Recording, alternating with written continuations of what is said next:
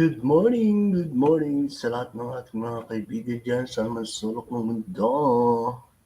Magandang umaga po sa inyo lahat dito sa Saudi Arabia. And syempre, magandang hapon sa Pilipinas.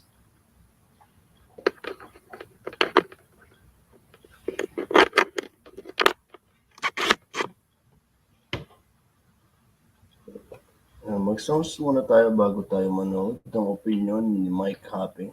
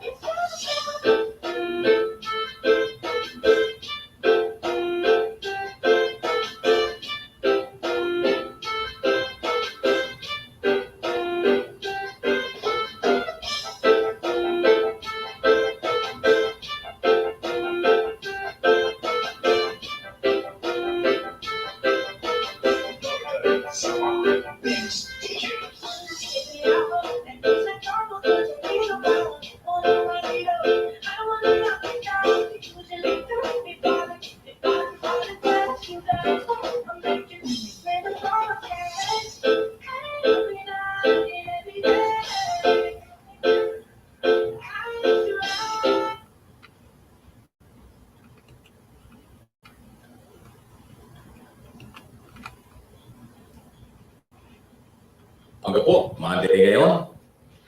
Dalawa muli ang ating pong pag-usapan.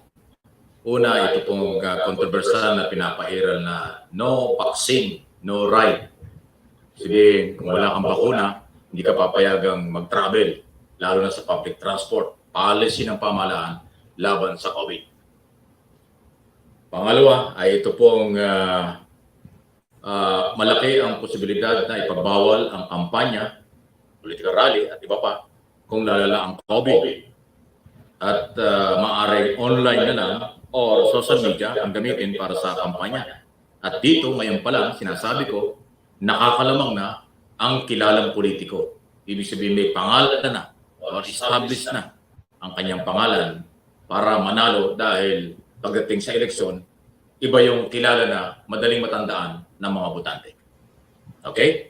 Pero bago natin ituloy ang detalye nito ay muli ko pong inaanyayahan kayo na doon sa hindi pa nakakapag-subscribe dito sa channel na ito, Mike Abi Opinions, click lang po yung notification bell para updated po kayo.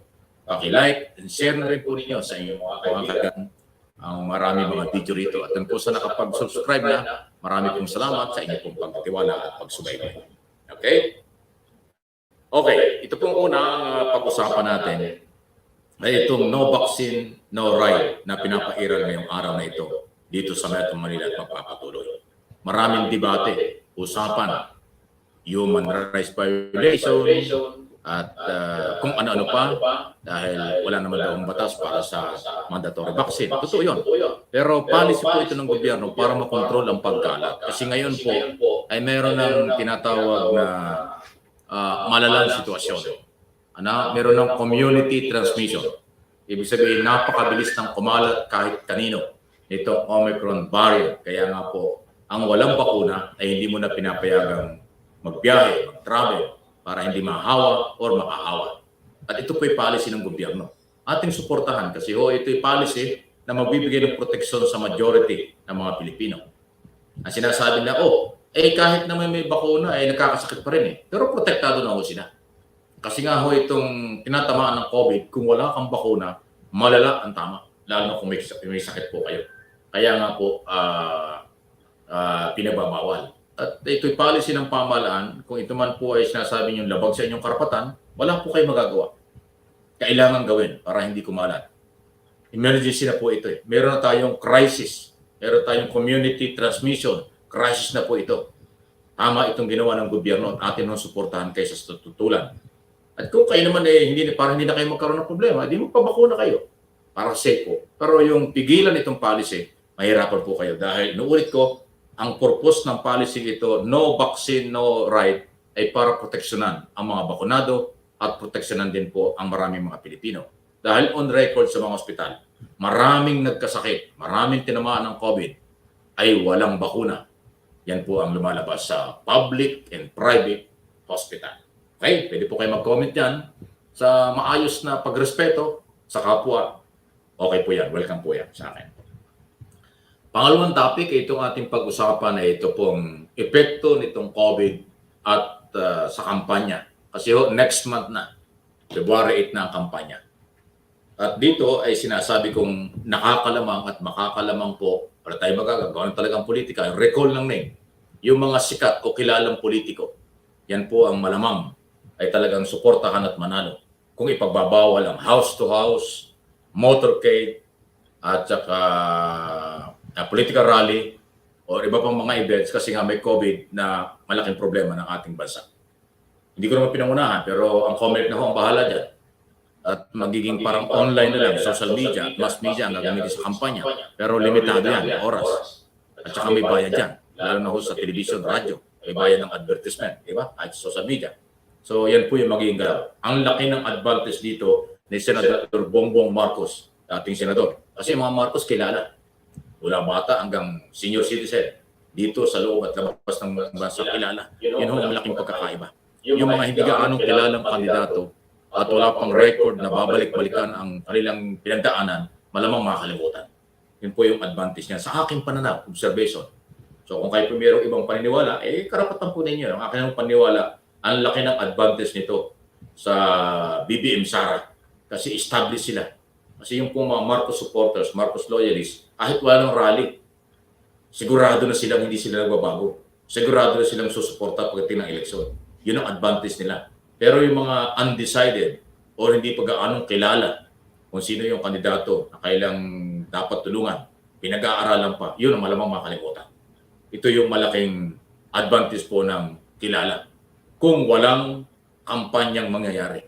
Pagka ho pinayagan ng COMELEC na magkaroon ng kampanya at yan naman ay pwedeng mangyari kung wala ng COVID o nakontrol na, ay papaano kung lumalala? Eh ngayon po lumalala, ilang araw na lang, ilang linggo na lang, kampanya na. So yan na ho yung ating aabangan. So inuulit ko, iba po yung merong balwarte, iba po yung merong talagang tao na solid, yung Marcos supporters, Marcos loyalists, ayan po ay dito sa buong Pilipinas at sa labas, mga OFW. So, yung ibang mga kandidato, bahala na sila kung anong discarding kailang gagawin para maalaala sila during election kapag ho pinagbawal ang kampanya. So, sa debate na lang, pagkakakilalanan at sa mga political ads at social media at mass media, yun ang magiging galawan. Isa pa sa mga gusto kong ihabol na balita, ngayon po linggong ito, anytime ngayon linggong ito, ilalabas po yung official list ng mga kandidato from local to national, especially ang national. At ngayon din po linggong ito, magsisimula na ho ang printing, pag-iimprenta ng mga election paraphernalias. Kasama na dito yung mga balota at kung sino ho yung mga official candidate nandoon na. So kasi nga ho, naghahabulan ng oras. Kailangan ay 3 buwan kasi ang printing, kung di ako nagkakamali, matagal po yan eh.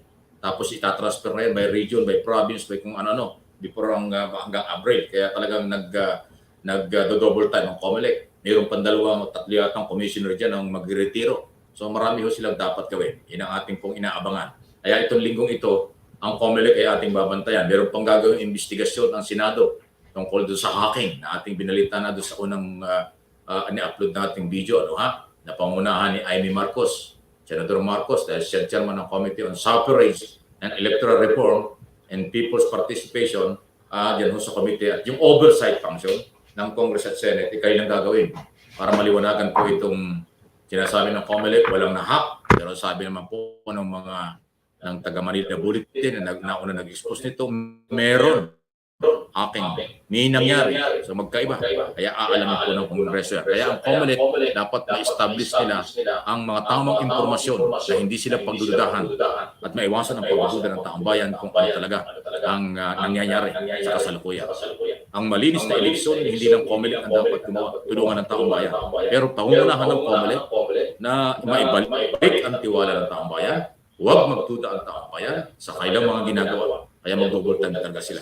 At walang masama na tayo mga Pilipino, kami sa media, at dito sa vlog, at iba pang sektor, magbantay sa kung ano nang gagawin ng COMELEC dito sa susunod na mga ilang araw o linggo before yung actual campaign at yung siyempre election sa Mayo at 9. Okay, pwede po kayo mag-comment react sa isang ito na ating tinatalakay para sa inyo ito. Dagdag na ating kaalaman sa bawat isa. Muli, pakishare po ninyo ang mga video ito sa ibang mga babae natin para na-update din sila. Maraming pong salamat. Magandang umaga muli. God bless.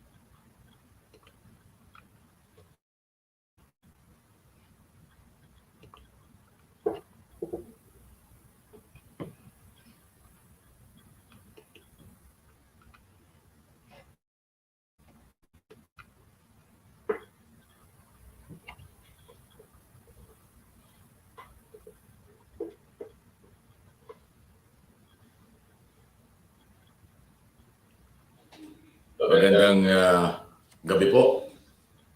Muli, dalawa ang ating pag-usapan ngayon. Una, ang pabago-bago ng mga statement ni Vice President Leni Robredo. Ano ba ito? Panic move na ba ito? Or talaga lang style niya? Yung mga paulit-ulit or parang balik na mga statement. Okay? Mamaya po, talakayin natin yan. Pangalawa, hindi po palalampasin ng Senado at Kongreso itong hacking, yung pag-hack sa mga record ng COMELEC. Katunayan ay magpapaimbestiga na po si Senador Amy Marcos, ang nakatatandang kapatid ni Senador ni Bongbong Marcos para sa isyong ito. Pero bagong lahat, muli ko po kayong inaanyayahan, kayo po ay mag-subscribe. Kung hindi po nakapag-subscribe dito po sa channel na ito, Mike Abi Opinions. At click lang po ang notification bell. Click na rin po or share na rin po ninyo. Pakishare na po sa inyong mga kaibigan. Pakilike na rin po para po sa mga video ito ay napapanood at nakakarating sa kanila. Maraming pong salamat.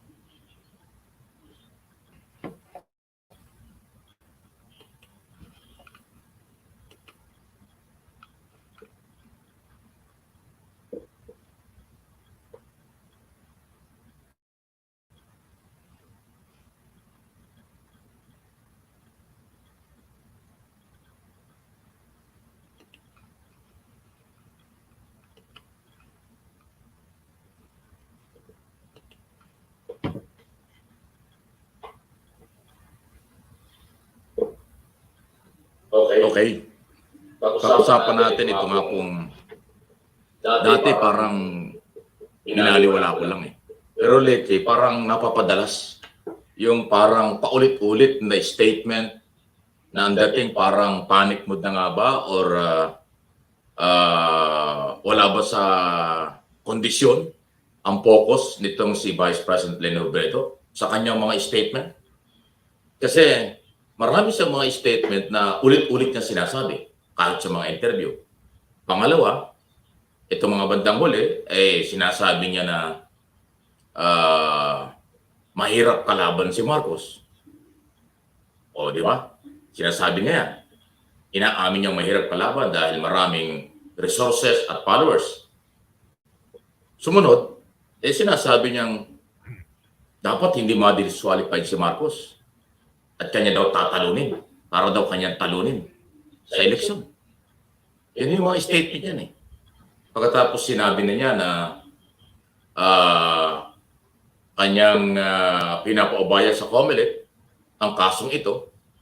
Pero naniniwala daw siya na malilinis niya yung kanyang pangalan doon sa nakaraang vice presidential election ng 2016 kung magkakalaban sila at papayagan ng COMELEC si Marcos na kumandidato. So nakita niyo yung mga statement na yan, parang ang gulo. Parang sa halip na pumokus dun sa kanyang mga dapat gawin. Pero lagi siya nakapokus lang kay Marcos at saka yung paulit-ulit na mga sinasabi. Parang nagpapanik or parang takot siya kay Marcos. Takot ka ba? Vice President Robredo? Or talaga lang ganyan ang style mo?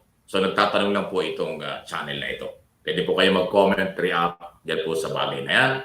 At malaya po kayo. Okay? Samantala, pangalawa na ating pong pag-usapan, ito na sinabi ko, nananawagan na po at kikilos si Senator Amy Marcos, ang ate o nakakatandang kapatid ni BBM, para ho dito sa hacking issue, yung na-hack na record ng Commission on Election. Ayon kay Amy na siyang chairman ng Senate Committee on Electoral Reform and People's Participation, hindi dapat palampasin ito ng Kongreso at Senado kasi under the rules at ng mga batas, pwede po mag-join committee, magsama ang Kongreso at Senado para mag-imbestiga yan po sa issue niya. Hindi, para hindi lang Senado ang gagalaw. Dahil ang pinangangambahan po ni Senator Amy ay baka magkaroon ng failure of election na ito niya ay dapat labanan. Kasi hindi maganda na magkaroon ng failure of election dahil baka hindi makontrol, siyempre, magkakagulo. Or baka magkaroon ng malaking problema tayo na ating kakaharapin. Yan po ang pinangangambahan. Kaya dahil diyan, ay papatawag po ng kanyang komite at hopefully susuporta raw ang Kongreso sa kanyang galaw na ito, ang NPC, National Privacy Commission, ang Department of Information and Communication Technology, ang NBI, DPCRB, NAMPREL, yung lente, tinatawag, Legal Network for Truthful Election, at iba pang mga non-government organization. At siyempre, mga taga-COMELEC tungkol dyan. Pati yung taga-Manila Bulletin na nag-expose nito na sigurado na meron daw hong nahack kahit na nagdi-deny na ang COMELEC sa ngayon. Dahil ang isa ho sa pinangangambahan ni Senator Aimee, ito raw Republic Act 7166 pwedeng gamitin para mag-declare during or after election ng failure of election. Wow, meron palang batas na ganun. Yan ang kanyang sinasapantahan na baka mangyari. Kaya dapat ngayon, bago mag-eleksyon, ay maliwanagan daw ito. Hindi pwede yung may nag-aakusa tapos sasabihin na ng COMELEC, wala namang nawala. So, para maiwasan ang pagdududa ng taong bayan, ay dapat lang magkaroon ng mga investigasyon. Although nag-iimbestiga na ang COMELEC dyan, pero mahalaga ang Kongreso dahil dun sa kailang komite. At merong authority ang Kongreso at Senado na mag-imbestiga dyan. Dahil nga po yung Committee on Electoral Reform and People's Participation, yan ho ay talagang trabaho ay magbantay at alamin kung ano ang mga ginagawa ng COMELEC before, during, and after election. Kaya kung meron silang authority. So para sa akin, tama lang ito. Mas maganda na more or less 4 months o 3.5 months bago mag-eleksyon, malinis na ito para mawala ang pagdududa. Although sa ngayon, nandiyan na ang pagdududa. Dahil nga ho, sinasabing nahack. At yung mga nagsasabi nito, mukhang desidido. Mukhang sigurado sila na may nangyari pang hacking. Kahit na sinasabi ng COMELEC, paano ma-hack? Inaayos pa lang namin na record. So, yun nga po eh. Kasi huwag naman sana, pag nagkaroon po ng failure of election, malaking problema ito kasi mag-i-expire na po yung term ni Pangulong Duterte at ng Vice President hanggang June 30. Hindi pwedeng wala tayong Pangulo pagdating ng June 30 or bagong Pangulo elected na President. Kaya kailangan maagapan ito. So meron pang panahon. Palagay ko hindi masama. Dapat suportahan ito ng taong bayan, ng Kongreso at Senado at ng kinaukulan sa Executive Department. Itong galawang ito dahil legal ito. Paghahanap ng paglinaw sa isyong ito at pagbibigay ng protection para sa ating nalalapit na general election nga po this coming May 9, itong ating taon. So kayo po, ang mga kababayan, malaya po kayo na makapag-comment dito. Sang-ayon ba kayo o hindi sa galaw na ito ni Senator Aimee Marcos? Or kontento na kayo sa paliwanag ng COMELEC na walang lahat? Or ibaliwala lang natin ito? Pag-focus na lang sa nalalapit na kampanya? So kayo po ang tinatanong ko. Kaya malaya po kayo na makapag naman inyong pwedeng sabihin sa inyong mga pananaw, opinion. Welcome po kayo rito dahil kayo ang bida. Kayo po ang importante dito sa channel na ito. Marami po salamat. Muli, magandang gabi. God bless po.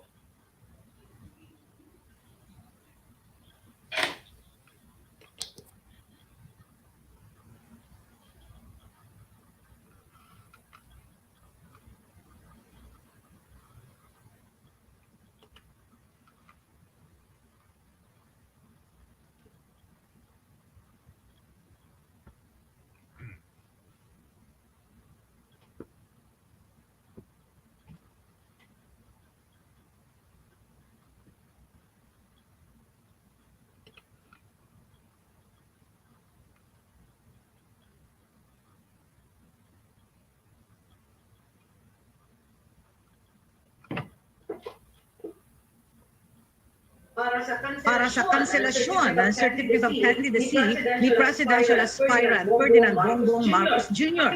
Pakinggan natin ang sinasagawang press conference ng COMELEC.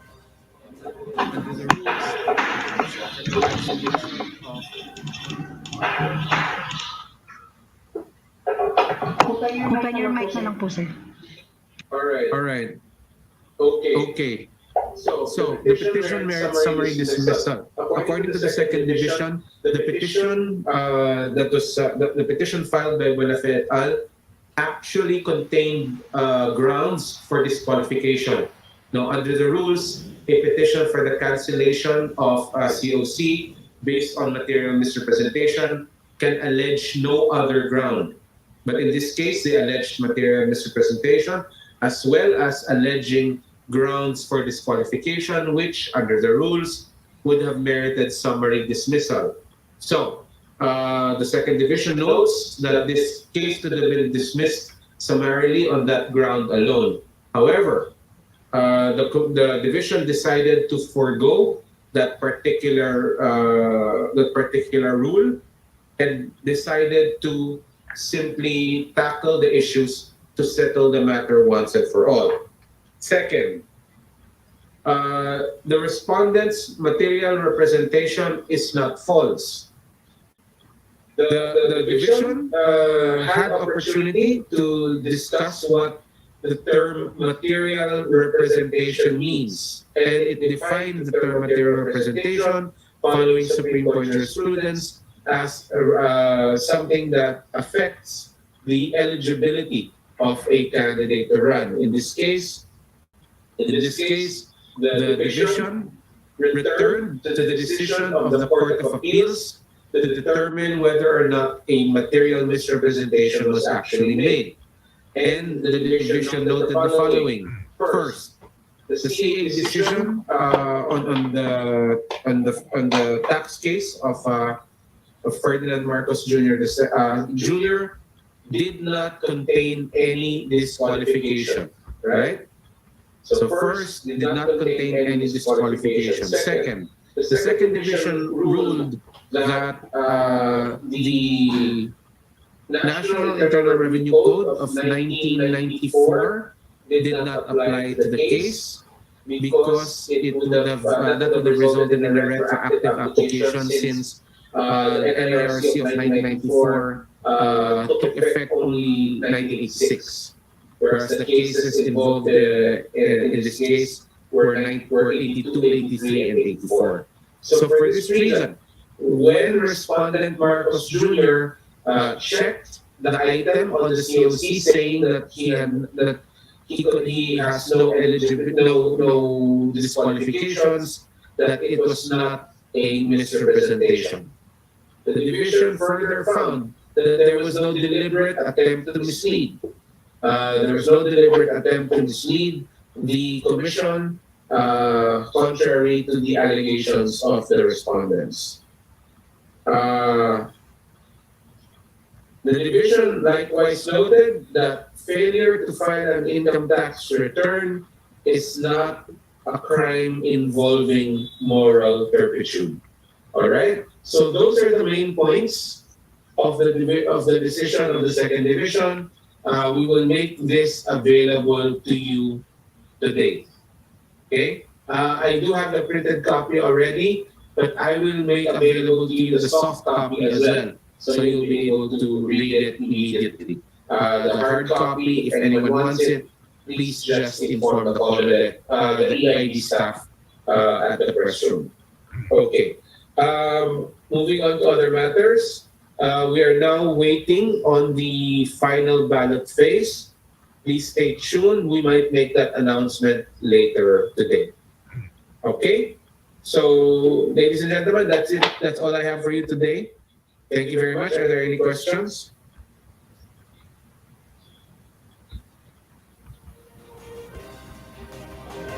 Okay, no questions? Okay. Michelle. Go ahead. Director James, what's the status of the cases pending with the first division, the three consolidated ones? We're still waiting on those decisions. So, no word yet. Are we expecting a decision to be announced today or not? I really can't say. I'm waiting for word from Commissioner Guanzon. Okay, sige sir. Thank you. Thank you. So we have another from Ms. Melissa. Hi, sir. Actually, I just also wanted to follow up on the first division, but yeah, then, sir, yung dun sa ballot phase. So, if the ballot phase Oh. comes out today, not necessarily naman na printing also right after, no, sir? Definitely. The ballot phases come out today. After that, we will announce the start of the schedule of printing. Because we have to walk through NPO before we start printing. Okay? We have to... So, dapat kasabay siya, sir. Mauna muna yung walkthrough. Right. And then after that, ballot printing starts. When ballot printing starts, we will not be able to go inside the printing area. We will only be confined to the observation area. So we've insisted that we hold the walkthrough before we actually start ballot run. Okay? Sir, tas ilang weeks yung expected period ng printing? We'll have to find out first what the maximum running capacity of the machines are. We will find that out within the day of the start of printing. All right. Okay. Thank you, sir. We will give you the timetables then. Okay, Tina. So we have Ms. Tina po from Delhi. Ms. Tina, go ahead po. Hi, sir. Good morning. Sir, itong Morning. decision... Good morning po. Sir, itong decision po ng division, is this unanimous and how many days do the petitioners have to appeal? Ito second division. Yes, sir. Council Safety. This is unanimous in the result. There is a separate opinion from Commissioner Antonio Poe.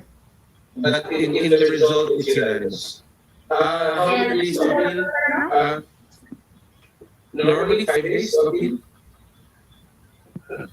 Alright. Sir, and then, once the ruling of the NBank comes out, the decision is final as far as the public is concerned, correct po? That is correct. Alright. Thank you, sir. That's it from me. All right. So we have another from Ms. Ina. From Ina po, ABS. Ms. Ina. Yes, Director, some of the questions were already answered, sir. I just would like to clarify one point, Director. When you say po that the representations made were material but not false, what is the difference there for a layman po, Director, between materiality and falsity? Oo. Ang issue kasi nung petitioner is that nagkaroon ng false misrepresentation, ano? Nagkaroon, ibig sabihin ng essentially na-mislead yung commission into believing na eligible or karapat-dapat na makatakbo yung kandidato, in this case Marcos Jr. So yun yung nature ng sinasabing misrepresentation. Ang sinasabi dito, ang ginawa nitong second division is, number one, clarify kung anong ibig sabihin ng material representation. Diba? Kasi maraming laman yung COC eh. Yung COC maraming nilalaman yan. May age dyan, may pangalan, buong pangalan mo, etc. And isa dyan sa mga tanong dyan is question number 22 that says that I have not been convicted of a crime. Wait, let me read the actual words of that particular item. But basically, what happened was, so nilinaw kung ano ang tinatawag na material representation, and then, once masettle natin kung ano ang definition ng material representation, ang tanong na susunod is, mali ba yung sinabi ng kandidato? No? Ibig sabihin, nagsinungaling ba essentially yung kandidato nung sinabi niya na wala siyang disqualification. So yun yung material na misrepresentation na sinasabi, no? Material means importante kasi nagde-define siya kung whether or not ikaw ay eligible. And then misrepresentation, totoo ba o hindi yung sinabi mo. So yun. Okay? I'm so sorry, sir. I'm so sorry, sir. I left the Zoom room. Nawala ako. and Okay. it just got back. I apologize, Director. So, Just kind briefly lang one line, Director. I really just got back in, sir. Sorry. okay. Oo. When we're talking about the material misrepresentation, ang tinutukoy natin, yung sinabi doon sa COC that he is eligible for the position of president and that he has not been meted the penalty of perpetual disqualification from public office. Basically, yun ang sinabi ng kandidato. Ngayon, yun yung sina-challenge ng petitioner. Sabi ng petitioner, hindi totoo yan kasi hindi ka eligible kasi disqualified ka. So yun yung representation na sinasabi at yun yung false representation na tinutukoy. But in this case, sabi ng division, walang naging false misrepresentation. Kasi, number one, hindi naman talaga disqualified. And number two, dahil hindi talaga disqualified, tama yung sinabi niya doon sa COC na hindi pa siya nadi-disqualified. Therefore, Director, what the second division is essentially saying, mahalaga po na makita doon mismo sa ruling na in-uphold ng Court of Appeals, doon sa That's right. positive portion na talagang perpetual disqualified. It cannot be something that is assumed, but rather something that should be explicitly stated in the ruling, Director. Absolutely, no? Hindi ka pwede mag-interpret, hindi ka pwede mag-speculate or mag-extrapolate ng penalty na hindi nag-i-exist. In this case, sabi nga ng Korte, sabi nga ng division, sabi niya, wala naman tayong karapatan mag-review ng decision ng CA, syempre mas mataas na bahagi yan, pero kailangan natin malaman kung ano exactly ang sinabi ng CA. Kasi yun ang magiging basehan kung talaga nga bang nagkaroon ng material misrepresentation. And ayon doon sa analysis ng sinulat doon sa dispositive portion ng Court of Appeals, walang nakalagay na disqualification doon. So, walang disqualification. Director, just to clarify on the consolidated petitions before the first division, sir, has there been a deliberation already? Is there a draft already? Or are we still doon sa proseso that the commissioners have yet to deliberate on it or are still deliberating, therefore there is no draft sorry. Therefore, they will have to vote still on the consolidated petitions.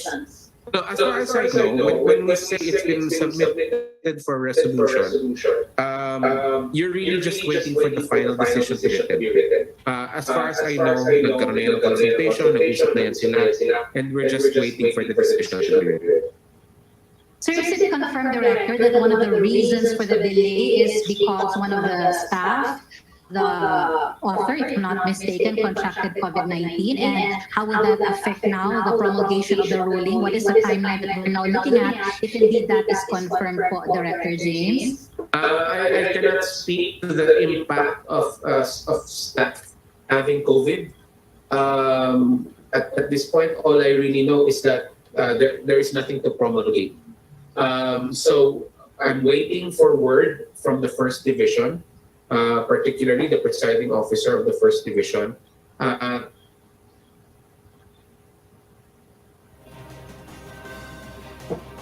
Sir, you're on mute, I think, sir. Wala. I'm okay. I'm not muted. But can you hear me now? Yeah. Yes, sir. Can you hear me? Yes, sir. Anyway. Nag-freeze po. Can we move on to the next question? Balikan natin si Ina later. Yes, sir. Sir, for the next question is Ron. Ron, are you still in the Zoom room? Hi, Dr. James. Good morning. So, clarify ko lang po yung mga cases natin ngayon. So, we have 7 pending cases. Again, Galas na ako niyan ng isang araw Galas na ako niyan ng isang araw, Ron. Meron kasi, sir, confusion dun sa kung na-decide na ba yung kay Tiburcio Marcos? I don't have a copy of that decision yet. As far as I know, it has been settled, but again, I cannot validate that because there's no paper in front of me right now. So we have to keep on updating that to find out. So officially, Director, how many cases have been disqualified? So far that I have record of, I think this brings it to 2. Hindi ako nakakamali, kay Danilo Lihay-Lihay, Buena Fe. The others have been consolidated. One was withdrawn. Ilagan was withdrawn. So I think 2 pa lang ang may final decision. And so how many cases are still pending left. in 7 Looks like divisions? 5. Looks like 5 left, except that 3, 194, 23, I think, and 24 have been consolidated into one case.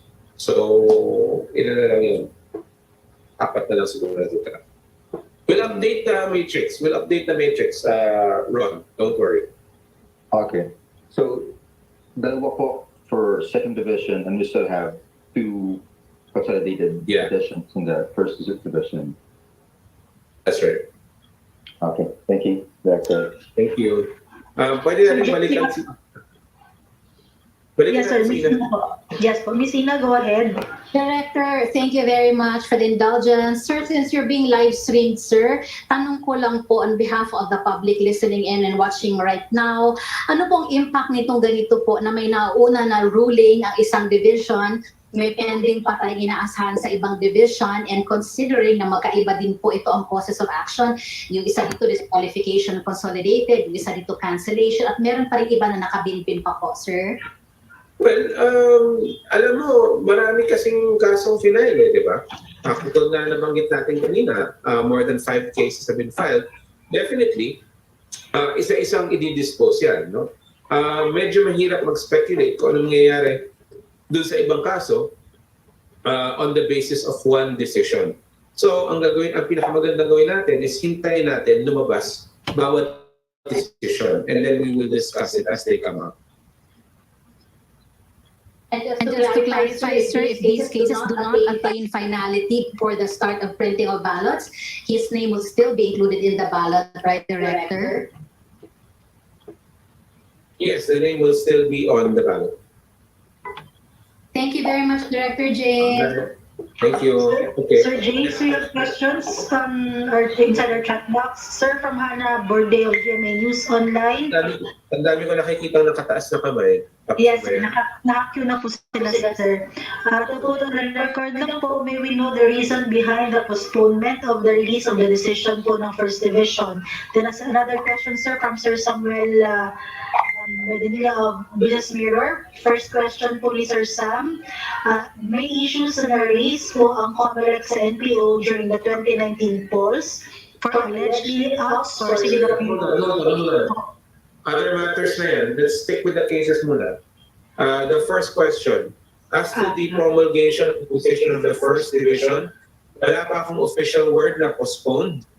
So, we'll have to wait on that. No? Alamin natin kung bakit tayo nag-delay ng content. Alright? Other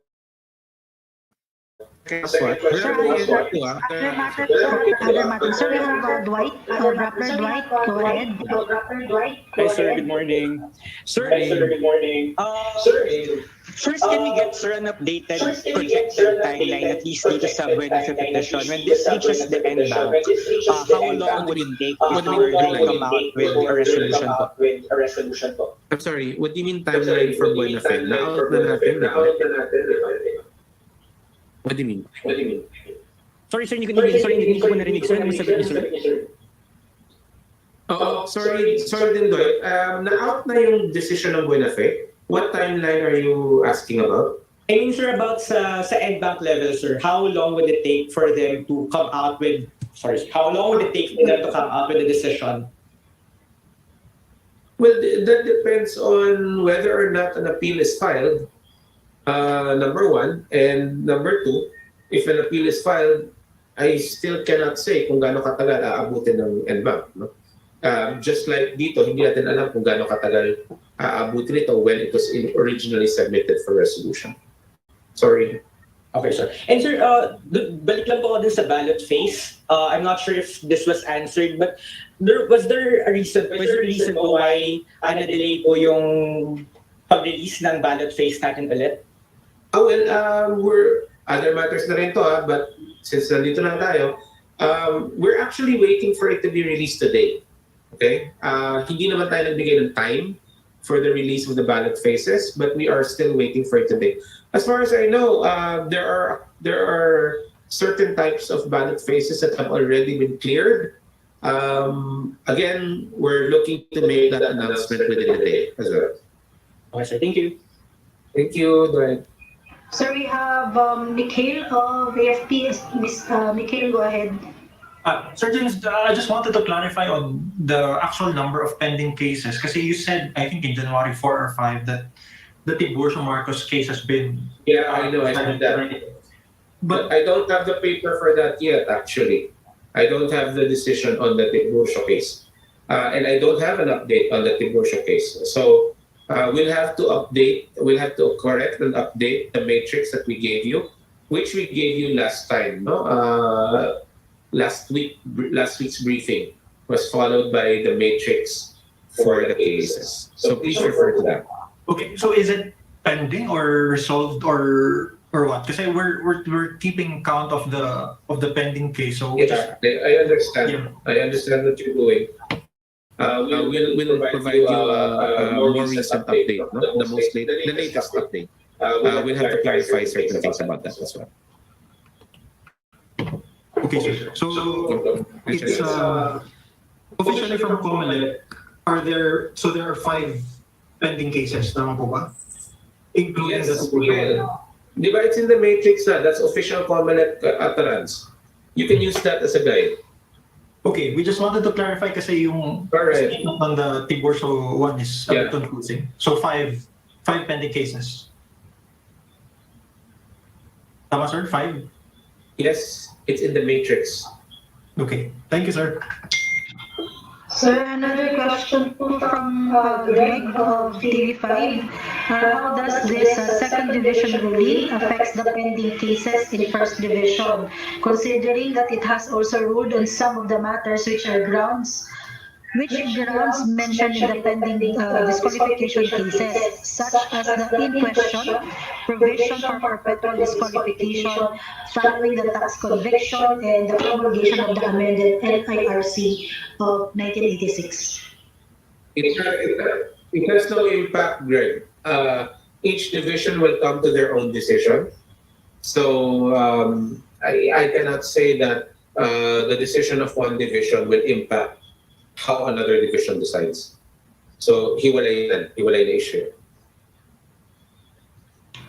Okay. So another question from Dwight from the inbox po.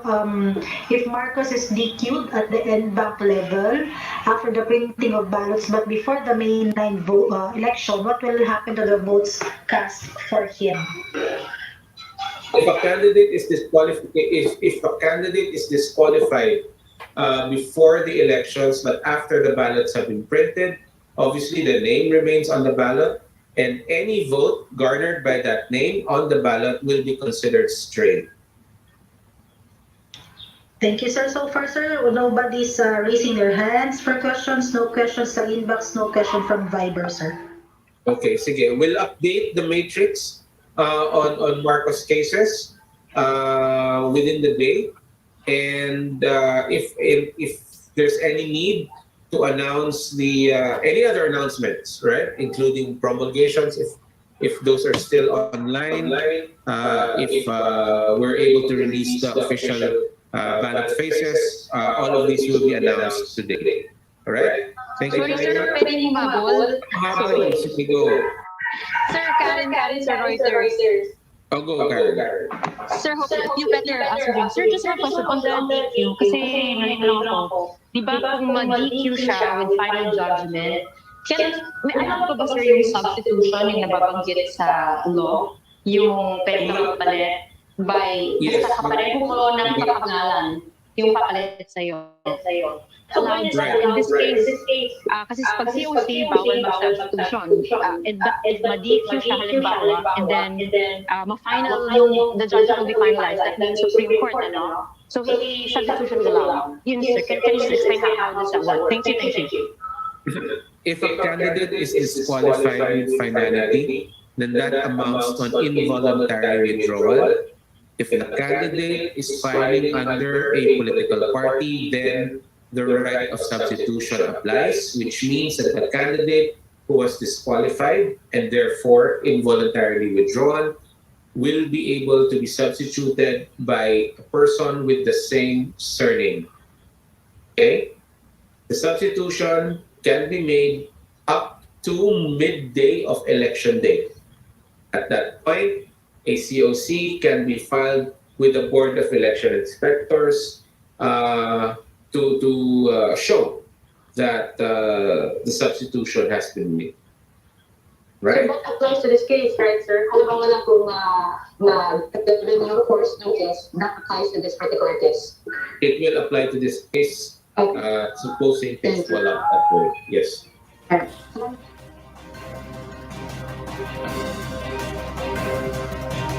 yan po, tunghayan nyo ang kasalukuyan nagaganap na press conference sa COMELEC na kung saan nga po ay hindi pinaboran ng Second Division ng COMELEC ang kanselasyon ng kandidatura ni Presidential Advisor Bongbong Marcos Jr. At ang mga pa mga balita, i-update ko na po kayo maya-maya lang.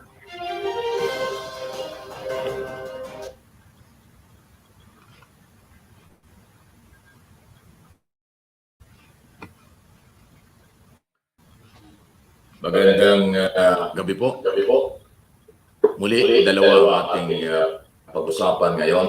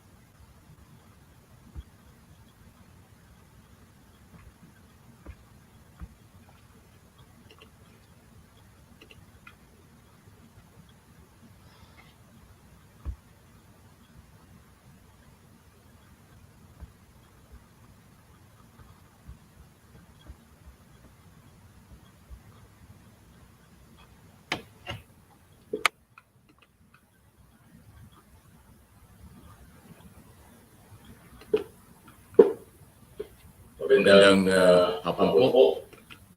Ngayon ay dalawang ulit ang ating pag-usapan. Unahin ko lang itong issue sa COVID. Update ko lang kayo kasi ang record ngayong hapon, umabot na po ng mahigit 39,000 ang bagong kaso ng COVID-19. Ito na yung muli pinakamataas after 2 years, lalo pa kung tumitindi ang problema. Pangalawa ay ito kong issue sa galawang pampolitika dahil 2 weeks na lang, opisyal na kampanya na o halos 3 weeks na lang, opisyal na po ang kampanya. Ang tanong siguro, ano pa kaya ang mga bagong issue na ibabato nila kay Bongbong Marcos or doon sa ibang kandidato na may mga kanya-kanyang pagsilip or kung ano man, kung sabihin natin ay issue totoo, yung iba naman ay paninira na. Anyway, malaya po kayo mamaya makapag-comment at react sa issue niyan.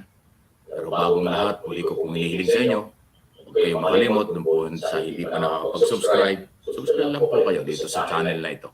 Mike Opinions. Click ang notification bell at paki-share na rin po ninyo sa inyong mga kaibigan ang mga video rito. At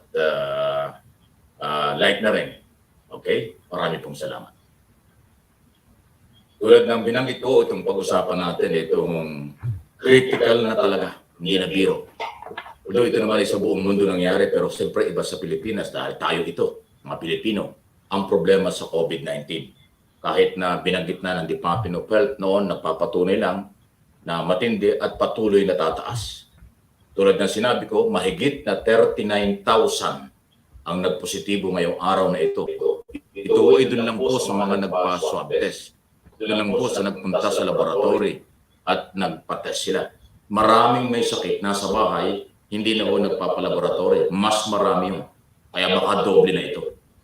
Katunayan, marami pang mga laboratory, sabi ng Department of Health, na hindi pa nakakapag-update, hindi pa nakakapag-report kung ano ang nangyari sa kanilang operation ngayong araw. Ibig sabihin, itong 39,000 plus na ito, kulang pa ito, parang initial pa lang. Intindihan, no? So talaga kong mahaba-habang labanan ito, kaya ingat lang po. Sabi nga ng mga doktor, nung una, mild lang ang Omicron variant. Ngayon, hindi na. Delikado. Mas matindi ang tama. Lalo na doon sa may mga dati ng sakit. Okay? So, ayan po. Paalaala natin at pagtulong na rin. Huwag kayong mawala ng pag-asa. Basta gagaling po kayo. Pahinga lang, pagkain, vitamins at mga gamot na kailangan diyan sa ubo, sipon, sakit ng ulo, trangkaso, COVID. Ganun ang dating eh. Okay? Sige. Samantala, ito pong pangalawang issue na ating pag-usapan. Habang papalapit ang opisyal na kampanya by February 8 na ating binabantayan, dito mas seryoso ng laban eh. Seryoso na kung mga issue ang pag-uusapan dyan. Kaya nga ang tanong ko eh, meron pa bang natitira? Meron pa ba na mga nakikita ang mga kalaban ng BBM Sara na hindi pa nila natalakay sa nakalipas na marami ng taon at sa kasalukuyang mga panahon para sirain si Marcos, sirain ang si BBM at si Sara? Palagay ko wala na. Kaya nga pagdat naubos na eh. At after ng paninira, personal, alis mga kaso at kung ano-ano, eh hindi naman humina, lalong lumakas. So pagdating na ng kampanya at kung ito rin ang gagawin ng mga kalaban ni BBM Sara, recycle lang yan. So wala nang epekto. Dahil tinanggap na ng mga tao, wala nang pakialam ang mga tao sa mga akusasyon laban kay Marcos. Ang kanila, Marcos pa rin. Ano man ang sabihin nyo, Marcos pa rin. So wala na ho, hindi na ho mabubura yan. Lalo pang madadagdagan yan habang sinisira nyo nang wala naman ho matibay na basihan. Dahil nga namanhid na sila, nagsawa na, at paulit-ulit na 35 years na nakakaraan until now, yun pa rin. Kaya pagpasok ng February, yung 3 months campaign na magsisimula sa February, eh kung yan din lang po ang galawan, eh mahihirapan ng makahabol kung ano. Alam ba ninyo, ako meron akong sasabihin dito sa aking personal na opinion at analysis sa mga galawan. Alam ba, doon po sa mga ayaw kay Marcos, kahit anong mangyari, ayaw nila kay Marcos. O meron ganun eh. Meron ho talagang kahit anong gawin, eh talagang namimili. Ako, akin ho dito, recommendation. Pero nasa inyo yan kung susundin nyo. Nasa inyo yan kung susunod kayo. Kung hindi, salamat. Kung susunod, salamat. Alam nyo yung mga ayaw kay Marcos. Ang may tutulong ko sa inyo dahil sa aking pagsusuri, punta kayo kay Ping Lacson. Si Ping Lacson kasi ay merong KKK eh, at napakaganda ng kanyang KKK. Ano ba yun? Kakayahan, katapatan, katapangan. Kumpleto yun. Anti-corruption, anti-drugs, anti-crimen, lahat ng illegal lalabanan niya. At pagdating ho sa experience bilang national official, bilang senador, dati pang sekretaryan, dating PNP chief, napakalawak ng karanasan niyan. Kaya yun po yung aking mairekomenda. Tanggapin man nyo hindi, basta sinabi ko, bahala na kayo. Si Ping Lacson, ang bagay na pupuntahan nyo para sa aking paniniwala. Kung pupunta kayo kay, kanina ba ito? Leni Robredo. Ay alam ito si Leni Robredo, huwag naman magtatampo sila. Pag ito yung nanalo, wala itong gagawin kundi puro paghihiganti. Laban kay Duterte, laban kay Marcos, pag naupo yan, yan ang gagawin niya. Lalo pa ngayon, may report na yung mga dating cabinet secretary ni Fidel Ramos, dating Pangulo, sumama na raw kay Leni Robredo. Naku, punong-puno din niya ng mga yan eh. Uhaw na uhaw yung mga yan. So pag napwesto yan, kaliwat kanan din ang banatan. Parang ganun. Eh kung kay Isko Moreno naman, hindi nga makabuo ng lineup eh. Hanggang ngayon, tatatlo pa rin ang senatorial candidate eh. Ano namang aasahan mo ron? Hindi nga makabuo. Kung dito naman kay Pacquiao, ayaw natin abalahin si Pacquiao. Busy-busy sa pamigay sa pera. Ano na tayong magagawa dun? Ang kanyang kampanya mamigay eh. So, at saka magbasa ng Bible. Sige, pabayaan natin siya. So, ayan po. Para kumpleto. Binigay ko na sa inyo mga rason. Marcos, Lacson, Robredo, Dumagoso, at saka Pacquiao. Yun lang naman ho yung 5 kilalang mga kandidatong sa national position. Kayo na bahalang mamili. Di ba? Kaya lang kung inuulit ko, kung ang inyong plano ay durugin, sirain si Marcos, wala nang epekto. Marcos pa rin ang sigaw ng kanyang mga followers dito at sa abroad. At ang lalo na yung mga Marcos loyalists, kahit anong gawin nyo, wala na.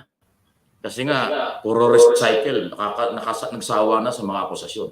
Kaya kung yan din ang inyong gagawin sa susunod na 3 buwan, lalo sa panahon ng kampanya, wa-effect na, andating. Hindi ba? So, yan po ay malaya po kayong makapag-comment, reaction sa isyong yan. Lagi naman kayo ang bida rito. Ako po ay nagkakatid lang ng impormasyon sa inyo. Ang bida rito, kayo na ating mga followers, viewers, supporters, nationwide, worldwide. Salamat po. Lagi po tayong nagpapasalamat. Napakalaki po ng utang na loob ko sa inyo dahil lagi po kayong nandyan. Kahit magkakaibang oras, meron po ka nagsasabing, Sir Mike, minit lang ako, may trabaho kami. Pero kami na ako'y nanonood sa iyo dahil gusto ko, pangalawa, ma-intel yung program mo, yung content mo, maisip pero kompleto. Mas gusto namin yung kaysa sa'yo mahaba, puro kwento. Ito direct na po. Ganun po talaga. Ayaw kong kabalahin kayo. Kaya gusto kong maiksi, detalyado, ayaw ko na makapag-usapan.